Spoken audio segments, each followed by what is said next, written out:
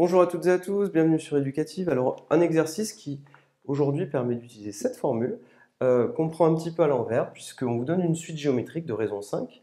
On ne vous donne pas U0, on vous donne U14, qui vaut 28, et on vous dit calculer U3. Donc, c'est un exercice qui peut perturber un petit peu au début, parce qu'on a envie, les élèves vont avoir envie de calculer tous les termes de la suite, et vont peut-être avoir un peu du mal à calculer U3. En réalité, c'est cette formule-là qu'il faut connaître. Donc, je vous la rappelle pour ceux qui ne se souviennent plus. UN égale UP fois Q exposant N-P. Q, c'est la raison. P, c'est le rang.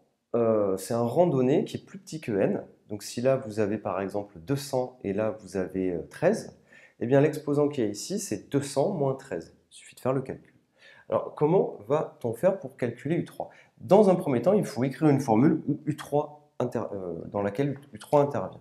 Donc, on va recopier la formule, on va écrire que UN, c'est UP fois Q à la puissance N-P, ça on l'écrit au brouillon. Et ça c'est du brouillon, maintenant on va remplacer avec des valeurs qu'on connaît. Alors nous, ce qu'on connaît, c'est U14, donc je vais écrire que U14, c'est égal à... Alors, moi ce qui m'intéresse, c'est U3, donc je vais écrire U3.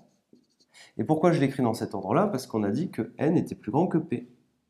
Donc je me dis, là j'écris le 14, là j'écris le 3, fois Q qui est la raison c'est 5, fois 5 à la puissance N-P, c'est-à-dire 14 moins 3. Donc ça nous donne quoi? Ça nous donnera que U14, si maintenant on remplace, donc ça nous donnera que U14, c'est égal à U3, fois 5 à la puissance 14 moins 3, ça fait 11. Comment faire pour calculer U3?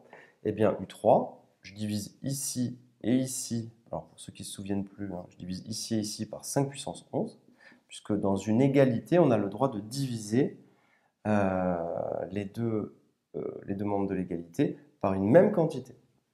Donc je simplifie ici et ici par 5 puissance 11. Après, il y a des élèves qui font passer cette quantité-là dessous, mais ce n'est pas mathématique.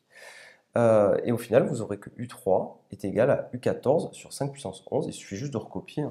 U14, on l'avait, c'était 28, sur 5 exposant 11. Et bien ça, c'est égal à U3. Et vous avez votre résultat, 5 puissance 11, vous le calculez. Mais l'idéal, c'est souvent, vous le laissez comme ça. Si jamais on vous dit donner une valeur approchée, vous faites le calcul à la calculatrice, mais sinon vous le laissez comme ça. Et là, vous avez votre valeur exacte de U3.